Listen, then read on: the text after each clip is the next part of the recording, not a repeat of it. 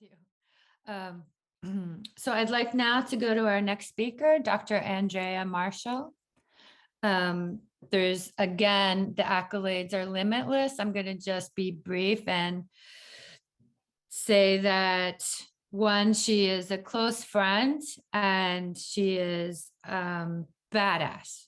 So with that said, I'm going to say this accomplished marine biologist with over 50 peer-reviewed articles, lives the walks the talk, does the work. But the most incredible thing about this human being, and my experience with her over the last, I think, 10 years, has been she is fearless. She's fearless in her life. She's fearless in her work. She's fearless in her sacrifices to give up her time, her health, her sanity to communicate the messages from the fish that we need to get our act together. And she is absolutely consistent with a level of integrity that I find almost impossible in this day and in this world that we have. So if you want to learn more about her, the internet is like, she has a long Google resume, but there is also a documentary by BBC entitled Queen of the Mantas, where you can see her in live action under the water. Like, very few other people on this earth show up under the water to protect our fish. So here's my dear friend, Dr. Andrea Marshall. Her formal royal title is the Manta Queen. Thanks, Tiff. I appreciate that. That's a heck of an introduction there. I will try to gracefully learn from Sylvia how to share my screen. I don't know if it's going to work. Well, I'm coming to you today from beautiful South Africa. We are suffering with a load shedding at the moment. So if I do drop out, I will reconnect, but hopefully I won't. And I just want to thank everyone for inviting me to speak today. It's a great honor. It's an incredible privilege to speak after Sylvia. I feel like I've come full circle. And so today, when I was asked to speak about hope, I choose to speak a little bit about her and the impact I think she has had in my life. And I think when I think about hope and talking about hope, I can only speak about experience. I can only speak about what I have experienced in my life and what I have chosen to do with my life after being inspired by her. I grew up down the road from her. I went to go see her speak at every chance that I got when I was little. And she was just my biggest source of inspiration, especially as a female scientist when I was younger. And she, just like she did right now, challenged me to do something with my life and do something with all that angst and anger that Tiff spoke about at the beginning. You know, when you love the planet and you love the environment, I think you get terribly frustrated sometimes with what you see happening around you. So I chose to rise to that challenge, and I chose to go out and seek my own fortune. And ultimately, I created a conservation organization called the Marine Megafauna Foundation. But more than that, I have dedicated my life to a very specific coastline, in Mozambique, called the Inhambane coastline. And I want to tell you a little bit more about this coastline. I want to tell you about sort of my story and what we're doing with this coastline, or you know, the journey that we've come in terms of conservation of this coastline, in the hopes that it might inspire someone else to realize that they too can have an impact. And then, like I said, we'll come full circle. It's nice to be inspired by someone. It's also nice to inspire. I think that's the whole idea of hope. So this coastline, the Inhambane coastline, just to give you a little bit more information about it, has been previously proposed as a potential UNESCO World Heritage Site. It has been declared a key biodiversity area. It is being recognized now as one of the most important marinescapes in Africa. And in 2022, in January, it became the very first Hope Spot of the year to be declared by Mission Blue, in collaboration with my organization. And because Sylvia talked about hope spots now, I want to spend really my time with you now talking about what a hope spot is and, you know, what we can do to make those hope spots successful. because a lot of those are driven by individuals and individuals that are collaborating with many other organizations and many other stakeholders to take these areas of the world and inject hope into them and try and drive change in them. So I'd just like to talk about my hope spot today. So in addition to being staggeringly beautiful and very biodiverse, it is a globally significant hotspot for marine megafauna. And that is, I think, the point of difference for this particular coastline. Marine megafauna obviously are large iconic species that are oftentimes at risk. They are oftentimes the first species to be removed from an ecosystem. They tend to be affected quite a bit by human threats. They often have low fecundity, meaning that they're not able to repopulate once their populations are decimated, for instance. And they have a hard time bouncing back or being bred back. And so once they're gone, they're gone. And so an area where you have a notable number of marine megafauna is a big deal. And the Mozambican coastline, particularly this Inhambane coastline, is definitely a world hotspot for megafauna, and that's what makes it so special. It is, sorry, I just keep missing slides. It is truly a place of giants. It is the northern extent of Africa's largest whale shark aggregation site. It is home to the largest identified population of reef mantas in the world, or I'm sorry, in Africa. It is a location that supports a large population as well of giant mantas living sort of sympatrically with these reef mantas, which is incredibly unique. It is the place where humpback whales seasonally migrate to come and give birth and mate, traveling through the channel from Antarctica. So an incredibly special place for whales, particularly because it's also a calving and nursery area. And so very, very important place for whales, but also other cetaceans as well. So there's, sorry about that, keep skipping. There are 3 different species of dolphin that call this coastline home, with resident pods permanently present in the area. It's an area where that supports the last viable population of dugongs left in all of Africa, and the 3rd largest population of dugongs really in the world.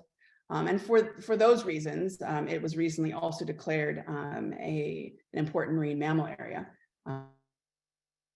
We also have incredible billfish diversity.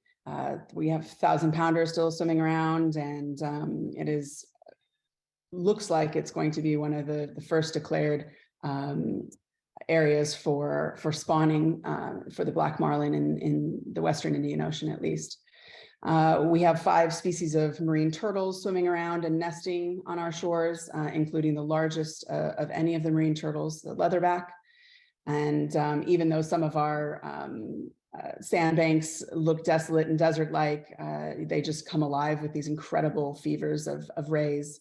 It's just an incredible location, even for predators. The biodiversity of sharks and rays in this region is globally significant, and it's being mooted as an important shark and ray area as we speak, particularly for bull sharks, which reign supreme on our reefs, and it's a very important reproductive area for them. But also for a lot of other different species of sharks, including very endangered ones, like leopard sharks. But perhaps the area is most notable and most important for lesser known species, things like wedgefish, which are critically endangered, probably one of the most critically endangered fish in our ocean. We have great diversity of wedgefish and some critical aggregation sites for them.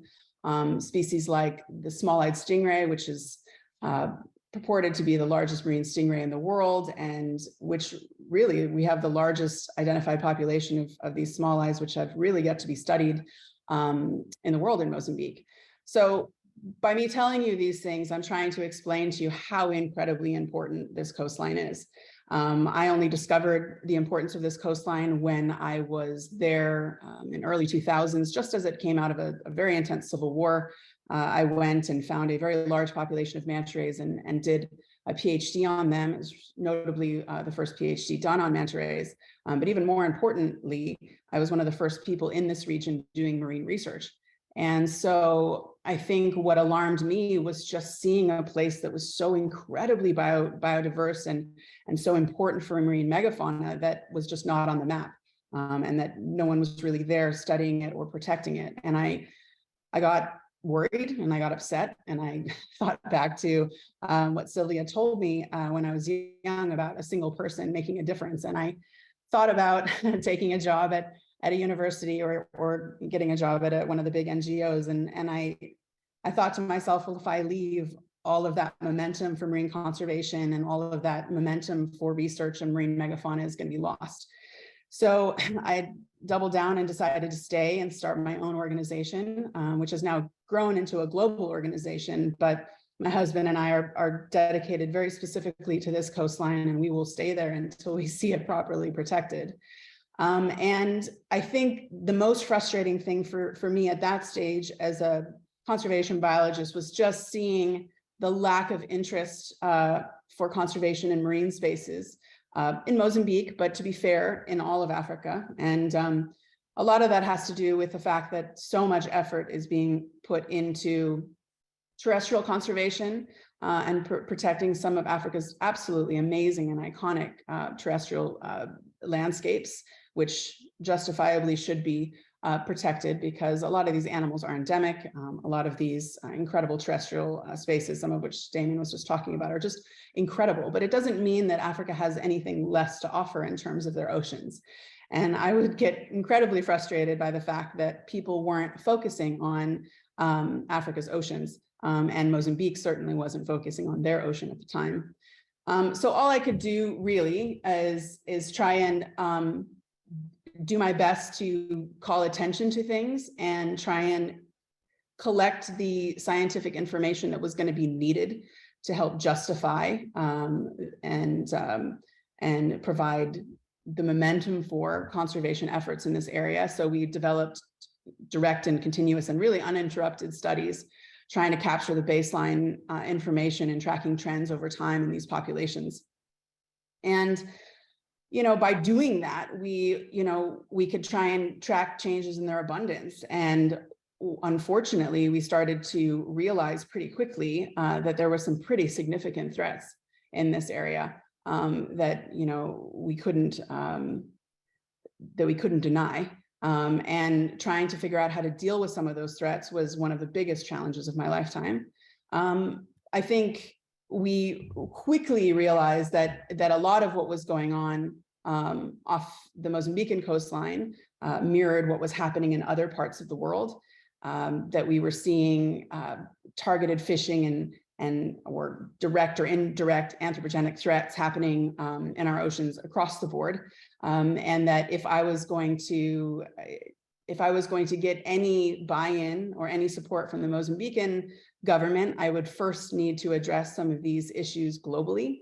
And while it seemed like an incredible challenge to me at the time, not one to back down from a challenge, we started there, basically. We started using our data and the results of our work to help champion the listing of many of our focal species on the appendices of things like CMS, the Convention for Migratory Species Act, and CITES, the Convention on the International Trade in Endangered Species.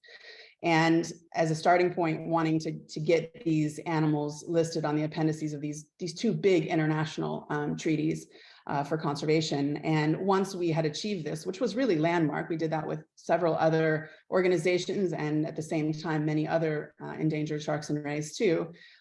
We definitely had a starting point for discussions in Mozambique. And we had also at the same time been able to track a lot of these population declines that were happening. It's a real privilege. I mean, it's horrifying, but it's a real privilege as a scientist to come into a situation where you really arrived in a pristine setting and were able to document a decline. It doesn't happen often. You don't get to do that very often in this day and age. And some of the declines that we had witnessed and had been able to capture with data showed some of the swiftest and most significant declines in the world of certain species of marine megafauna, things like manta rays, things like whale sharks, things like mobula or cownose rays. And people started to sit up and listen, and they started to say, wow, there's obviously some serious issues here. We also were incredibly worried that our research kept showing that these species that we're trying to protect or safeguard are actually were going to be incredibly difficult to safeguard. And the reason for that in many cases was that these animals like bull sharks, which you just saw us tagging there, are move internationally, that they move across international borders, regularly moving into countries that may have far less protection than even Mozambique. So species like whale sharks are moving off into the high seas, like in, far past EEZ waters. And Sylvia touched on that earlier, and things are changing now slowly. But these areas of the ocean mean that it's almost impossible to afford any type of protection to species like this. Also, species like manta rays, for instance, or many of these species actually are moving into some of the bathypelagic parts of our oceans. They live in a three-dimensional environment that's really difficult for people who focus on terrestrial conservation to understand. And this three-dimensional environment can be enormous. So looking at the challenges of trying to protect some of these species, not just in terms of the distances they travel, but also the depths that they dive, presents a huge challenge. And then, of course, a lot of these species that we're aiming to protect haven't been studied at all still, because the ocean is such a difficult place to conduct research. I've been doing sort of marine field research for the better part of 30 years now, and I can testify to the fact that it is just so challenging. I was in a national park in Sabi Sands, or in the Kruger National Park in Sabi Sands just today and yesterday, watching terrestrial conservation take place and all the challenges. But being a marine conservationist, I just know that it's so much more difficult to acquire information on marine species. Our time down there is limited. Being able to access these elusive species is so difficult. So when you're trying to protect something like the small-eyed stingray and it's impossible to study, it makes your job really difficult. And there are certain species that you are worried even to try and research because they're so sensitive, like these critically endangered wedgefish, that you are afraid to even attempt to do research on them. So there's so many complications in trying to figure out how to study these animals and how to justify their protection, and of course, acquire the information that's needed for their management. And so all of these things can make, like I said, research really, really difficult. But we had to push on, we had to, carry on and figure out how to do it, because of course, if we stopped our work or we gave up, threw in the towel, that's not going to, make the protection of the seascape any easier. So we pushed on, and it took us in many cases, 10 to now almost 15 years to get some of these species, despite the scientific evidence that we've been gathering, protection on national legislation like REPMAR in Mozambique. And in many cases, we finally achieved that. Several of the shark and ray species that we've been pushing for eventually got added to national legislation protection in 2020. But it just shows the slow road. And that's one of the things that I like to talk to people about in terms of hope. People tend to get disillusioned and they get frustrated with the slow nature of conservation and how long it takes to affect change. But I always talk about stepping back and looking at whether or not you're achieving your goals eventually and, the progress that's being made, even if it's slow. And kind of challenging and pushing people to carry on, even in the face of adversity. But in Mozambique, we knew that just protective legislation was not going to be enough. And ultimately, we've resorted to the development of a protected seascape because we know ultimately that's the only way to safeguard the species that we're talking about. And even that doesn't protect them in the high seas. And so the red area is the area that 20 plus years of research dictates that we need to protect in order to safeguard these species. And certainly projects like Damien, which is just north of this project, will help to buffer some of this area as well. But that red area is obviously what I am going to be pushing for the rest of my life. And currently there are only 2 protected areas in that red area, the Bazarich Archipelago National Park and the Vilanculos Wildlife Sanctuary just to the south of it. But currently we're working with government and some investors to increase the protected area footprint by about 50% along the coastline, hopefully extending it down to Pimen. There's even been talks about a larger environmental protected area in the province based on some of this momentum for conservation.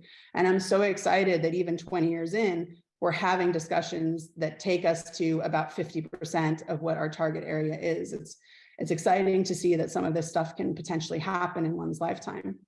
But it takes a lot of work. It takes work with law enforcement. It takes ranger training. I won't go into that because Damien's just talked a lot about that right now.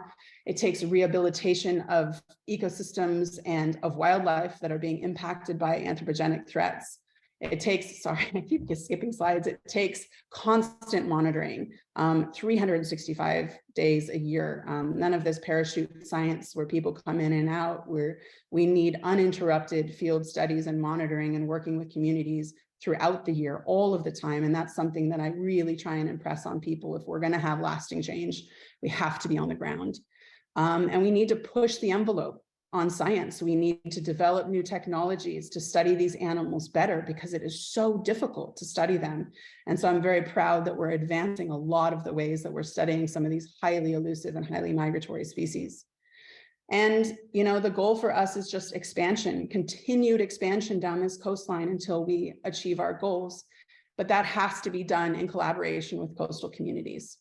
And so, you know, I'm going to speed up here because I know we don't have a lot of time left, but one really has to understand that the coastal communities in these areas are incredibly impoverished, that depend on the ocean for their livelihood and for their food, and that these types of actions need to be done in collaboration with them and with their input. And it really is important for us to, when we think about collaborating with communities, that we are firstly taking information from those communities, because integrating local knowledge is so important, you know, and harnessing all of that knowledge that they have is so important from the outset of a project. But it's also really important to give back to communities, whether that's through alternative livelihoods, whether that is through education programs, whether that is through empowering specific individuals. And it means integrating local people into your programs. And if you can, making them as much, you know, run by local people as humanly possible. It means creating opportunities to not just develop participate, but to really build that capacity behind you so that at one point you can be completely replaced. And I'm very proud to be training some of the very first sort of field biologists in Africa, not just people who hold marine biology degrees, but people who are in the field and who are collecting data. Now, it's not easy when you are a marine biologist that can't even swim, and you have to go through swim training, advanced dive training, field training, underwater, you know, videography training. It takes a long time to build that type of capacity, but that is exactly what we need if we're going to create a generation of ocean guardians behind us. And it's very important, as Damien says, to believe and empower females. You know, there's just so many girls out there that have so much capacity, and we're so proud to be supporting a lot of female researchers and female conservationists in the country now, and really making sure that our programs are as well-rounded and as possible and as diverse as possible. And ultimately, it's really comes down to what Tiff says as well. It's about sharing information. It's about putting Mozambique on the map. When I first got there, I didn't even know, you know, what was going on in Mozambique. I barely knew where Mozambique was. So it's important for me to share this science, share the stories, talk about why African oceans are so important with others. But then also it's important to democratize the oceans and to make that type of information, those types of experience, that type of media available to Mozambicans, whether it's government or whether it's children. We need to make sure that that disconnect that is so clear in Africa from their oceans, we need to repair that. We need to make sure that they have the skill sets and that brings me to my next point with our incredible swimming programs that we have. We need to reconnect Africans to their ocean. We need to empower them with the skills, life-saving skills, to swim so that they can get jobs that are in, on, or around the ocean one day. And hopefully we are creating a generation of people who will be empowered to work in the ocean or derive their their subsistence and things like that from the ocean in a different way. And so we're very hopeful for what's happening in Mozambique. The reason I spoke today about this is, one, just to pay tribute to Sylvia and just show that she alone was able to inspire many people around the world to develop hope spots like this, and to be able to try and create lasting change in areas like this. And I really hope, I'm sorry, I know my video is gone, but it doesn't matter. I really hope that just by speaking to you today about what is possible even in one's own lifetime, and I haven't even hit my stride yet, hopefully it can inspire others to take up charge and say, well, what can I do for my special area, my hope spot? What can I do to better that area? And just never stop. I think we all have to have that hope, and we all have to not just be hopeful. We have to action that. We have to action that hope and make things happen if we want to see them happen. So thanks a lot for listening to me today, and sorry that it was so short. Thank you so much, Andrea.